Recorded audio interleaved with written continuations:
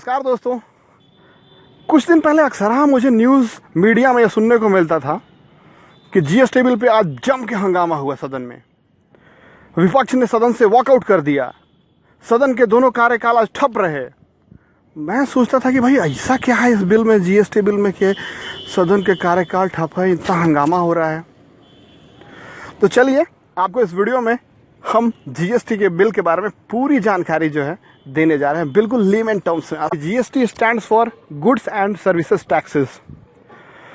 Tax जो होता है, जो हम गवर्नमेंट को देते हैं, वो दो तरह के होते हैं, ठीक है। एक डायरेक्ट टैक्सेस और दूसरे इनडायरेक्ट टैक्सेस।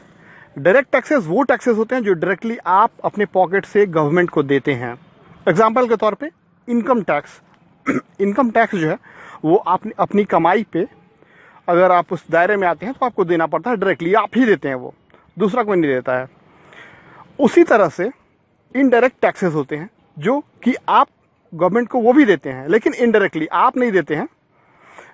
आप जब भी कोई सामान खरीदते हैं, नून तेल धनिया साबुन कुछ भी खरीदते हैं, तो उसमें आप रिटेलर को तो एमआरपी दे देते हैं, लेकिन रिटेलर या फिर होलसेलर या फिर जो भी उसके साथ डील करता है बिजनेस में, उनको कहीं ना कहीं गवर्नमेंट को ये टैक्स पे करना ही होता है। और ये जो टैक्स इंक्लूड होते हैं एमआरपी में और आपसे ले लिया जाता है, ठीक है। तो अब इनडायरेक्ट टैक्सेस जो होते हैं कितने तरह के, 18 तरह के लगभग अपने देश में इनडायरेक्ट टैक्सेस हैं, जो कि मैं बताने जा रहा हूं। और जीएसटी का टोटली लेना देना है इस सभी इनडायरेक्ट टैक्सेस से। ओके, डायरेक्ट टैक्सेस से जीएसटी का कोई लेना देना नहीं, वो जैसा है वैसे ही रहेगा। अब देखिए इनडायरेक्ट टैक्सेस आपको थोड़ा बता दें कितने सारे इंडिया में हैं। लगभग कुछ इंपॉर्टेंट बता देते हैं, चलिए ठीक है। वैसे तो 19 नहीं बताऊंगा मैं, कुछ इंपॉर्टेंट जो है वो बता रहा हूं। सबसे पहले सेल्स टैक्स। सेल्स टैक्स जो होता है वो कुछ भी आप जो सामान जो है आप बेचते हैं तो उस पर देना पड़ता है गवर्नमेंट को, ठीक है। अगर सामान जो है आप विद इन स्टेट बेच रहे हैं तो स्टेट गवर्नमेंट को, ठीक है, वैट के तौर पे देना पड़ता है। और अगर आप सामान को दूसरे स्टेट में बेच रहे हैं तो सेल टैक्स आपको सीएसटी सेंट्रल सेल्स टैक्स के रूप में देना पड़ता है सेंट्रल गवर्नमेंट को, ठीक है। दूसरा सर्विस टैक्स। सर्विस टैक्स जो है वो याद रखिएगा केवल और केवल सेंट्रल गवर्नमेंट जो है उसी के हाथ में जाता है ये सर्विस टैक्स। एग्जाम्पल के तौर पे जैसे आपने होटल में खाया, कहीं किसी से नाई से बाल कटवा लिया, नाई से बाल कटवा लिया तो टैक्स नहीं लगता इंडिया में लेकिन जो भी सर्विसेज लिए वो उस तरह से, ठीक है। उसके बाद प्रोफेशनल टैक्स हो गया, लग्जरी टैक्स हो गया, ठीक है। प्रोफेशनल टैक्स यानी आप सपोज कीजिए आपने किसी चार्टर्ड अकाउंटेंट वगैरह का कुछ हेल्प लिया, उनसे कुछ सर्विसेज लिया, तो उसका टैक्स जो है बड़े शहरों में पे करना पड़ता है। लग्जरी टैक्स, सपोज कीजिए आपने लग्जरी होटल्स ताज वोज में रह लिए तो उसमें पे करना पड़ता है। एंट्री टैक्स एग्जांपल के तौर पे, एंट्री टैक्स जो है वो जैसे आप गाड़ी से जा रहे हैं गुड्स लेके, सामान लेके, तो एक स्टेट का दूसरे स्टेट में जब आप क्रॉस करेंगे बॉर्डर तो वो दूसरा स्टेट वाला लेता है। उसके बाद फिर सेंट्रल एक्साइज टैक्स। अगर आप मैन्युफैक्चरर हैं किसी चीज़ को तो सेंट्रल गवर्नमेंट जो है आपसे उस मैन्युफैक्चरिंग पे सेंट्रल एक्साइज टैक्स लेता है। कस्टम ड्यूटी यानी कुछ आप जो सामान इंपोर्ट कराते हैं उस पर सेंट्रल गवर्नमेंट लेता है ये चीज़, ठीक है। एंटरटेनमेंट टैक्स, सिनेमा घर में जो है वो सब लिया जाता है।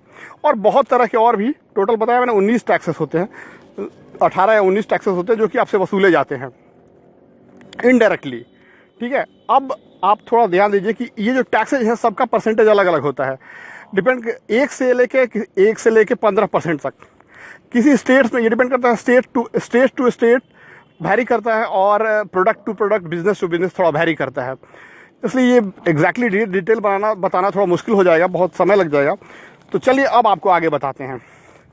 तो अब जब कभी भी आप कोई सामान खरीदते हैं, गुड्स खरीदते हैं या किसी की सेवा लेते हैं, सर्विसेज लेते हैं, तो आपको इनडायरेक्टली जो है सर्विस टैक्स, आपको इनडायरेक्टली जो है टैक्स जो है पे करना पड़ता है गवर्नमेंट को।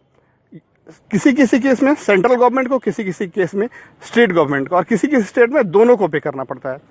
और अब दूसरा चीज सुन लीजिए कि किसी किसी वस्तु पे जब आप खरीदते हैं तो हो सकता है कि एक टैक्स लगे, कोई एक टैक्स, जैसे जो 19 टैक्सों में से एक टैक्स लगे, किसी किसी सब वस्तुओं पे एक से ज़्यादा टैक्स लग जाता है, 2, 3, 4, 5 भी लग जाता है। तो इस केस में क्या होता है, जिस पे ज़्यादा टैक्स लग गया वो महंगा हो जाता है। तो आमतौर पे इंडिया में लगभग कोई भी सामान खरीदते हैं जब आप, तो ऑन एन एवरेज 30 से 35% टैक्स लग जाता है। किसी किसी वस्तु में लगभग 40 से 50% भी टैक्स देना पड़ता है आपको, लेकिन आपको पता नहीं चलता ये चीज़, ठीक है। तो जिससे महंगाई जो है कह रही है कि बढ़ रही है और इसलिए लाया जा रहा है जीएसटी बिल।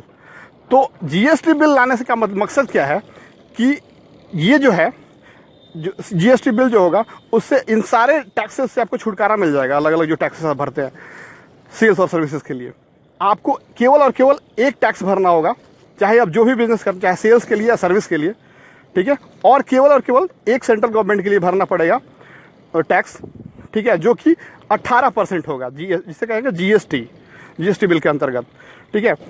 अब सेंट्रल गवर्नमेंट जो है अपना हिस्सा दे देगा स्टेट को, जितना हो उसको चाहिए वो लोग समझ लेंगे, लेकिन आपको भरना होता है बस 18% भरना होगा हर चीज़ में, ठीक है। चाहे अब इससे क्या होगी, अब आपको थोड़ा बता दें इसके एडवांटेजेस और डिसएडवांटेजेस। इससे क्या होगा कि कुछ सामान के जो रेट्स हैं वो सस्ते हो जाएंगे और कुछ के महंगे हो जाएंगे। अब कैसे, थोड़ा समझ लीजिए आप इस बात पे।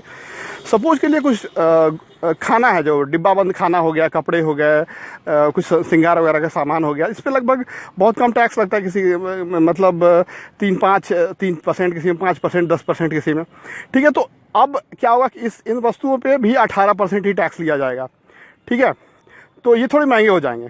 लेकिन कुछ चीज़ें, ठीक है, जिसमें कि जैसे कि एग्जांपल के तौर पे आप समझ लीजिए महंगी गाड़ी एक ले लीजिए, एक्सयूवी जो गाड़ी होती है वो सब ले लीजिए। तो इस पे क्या होता है कि आपको कई टैक्स देने पड़ते हैं। एग्जांपल के तौर service tax, sale tax, luxury tax और कई, तो मिला जुला के बहुत ज़्यादा बढ़ जाता है ये रेट। तो अब इन गाड़ियों पे भी मात्र आपको 18% ही जीएसटी देना होगा। तो ये गाड़ियाँ सस्ती हो जाएंगी, लगभग 40 से 50 हज़ार रुपये आपको कम पड़ेंगी, है ना। उसी के तौर पर दूसरा तौर पर एग्जांपल देते हैं आपको जो सस्ती होने का। सपोज कि आप रेस्टोरेंट में जाते हैं खाना खाने के लिए, तो आपको यहाँ पे देखिए बिल में आपने कभी ध्यान नहीं दिया होगा, देखिएगा, ठीक है। फिलहाल अभी क्या होता है कि आपको इसके लिए सेल्स टैक्स भी देना पड़ता है, यानी वैट भी देना पड़ता है, और आपको सर्विस टैक्स भी देना पड़ता है। अब देखिएगा वैट जो है मतलब गुड्स पे, स्टेट गवर्नमेंट कहती है, उनमें कॉन्फ्लिक्ट है। स्टेट गवर्नमेंट कहती है कि ये जो है ये चूंकि एक गुड्स है, खाना जो है गुड्स है और खिलाया जा रहा है हमारे राज्य में, तो हम इसका टैक्स वसूलेंगे। और सेंट्रल गवर्नमेंट कहती है कि नहीं, ये एक सर्विस है, तो इसमें सेवा दिया जा रहा है, तो हम वसूलेंगे। तो होता है क्या है, फाइनली हम लोग पिस जाते हैं और दोनों टैक्स वो लोग ले लेते हैं अपने अपने। तो अब जीएसटी के आने से केवल एक टैक्स होगा, जिसे जीएसटी 18% ले लिया जाएगा, जिससे कि सेंट्रल गवर्नमेंट लेगी और बाद में अपना वो लोग जो करना है, जितना बांटना है बांटेंगी, ठीक है। तो ये हो गए एग्जाम्पल, एडवांटेज डिसएडवांटेज। अब थोड़ा आपको हम बता दें इसके मेन पॉइंट्स एडवांटेजेस क्या होंगे, ठीक है। सबसे एक चीज़ होता है इनपुट टैक्स रिफंड, ये जो है वो नहीं लगेगा। अब सपोज कर लीजिए कि आप कोई बिजनेस स्टार्ट करने जा रहे हैं, तो कुछ सामान खरीदते हैं, रॉ मटेरियल्स, अगर आप अपने स्टेट से खरीदते हैं तो कोई दिक्कत नहीं है। अगर दूसरे स्टेट में से खरीद कर लाते हैं तो आपको टैक्स भरना पड़ता है वहाँ पे, इनपुट टैक्स, ठीक है। तो वो जो है रिफंड नहीं होता है आज की डेट में अभी, लेकिन जब जीएसटी आ जाएगा तो वो रिफंड हो जाएगा, ठीक है। आपको वो टैक्स लगेगा ही नहीं, इनपुट टैक्स मैन्युफैक्चरर को। दूसरा टैक्स ऑन टैक्स, मतलब टैक्स ऑन टैक्स लगता है आज के डेट में। सपोज कर लीजिए जैसे कि आप कोई सामान मैन्युफैक्चर करने के लिए रॉ मटेरियल खरीदते हैं, तो मैन्युफैक्चरिंग पे जो है वो एक टैक्स लगता है जिसे कहते हैं सेंट्रल एक्साइज टैक्स, जो कि देना पड़ता है। 100 रुपये का सामान खरीदते हैं तो मान लीजिए 10 रुपये आपको एक्स्ट्रा देना पड़ता है सेंट्रल एक्साइज टैक्स, तो कुल हो गया आपका रॉ मटेरियल का कॉस्ट 110 रुपये। अब क्या होगा कि अब उस पर सेल टैक्स, फाइनल प्रोडक्ट होने के बाद सेल टैक्स और कितने कितने तरह के टैक्स लगेंगे, तो वो जो होता है वो केवल रॉ मटेरियल पर नहीं लगता है, वो टैक्स को भी इंक्लूड कर लेता है उसमें। 110 रुपये पे वो टैक्स लगता है ना, मतलब आपका बेस प्राइस प्लस वो जो है उस पर टैक्स लगता है। तो ये जो चीज़ होगा, मतलब टैक्स का टैक्स जो है वो अब नहीं लगेगा जीएसटी आने से। तीसरी चीज़ कि डबल टैक्सेशन, जो कि कुछ सर्विसेज के नाम पे कुछ सेल्स के नाम पे लिया था, वो नहीं होगा, एक ही लगेगा।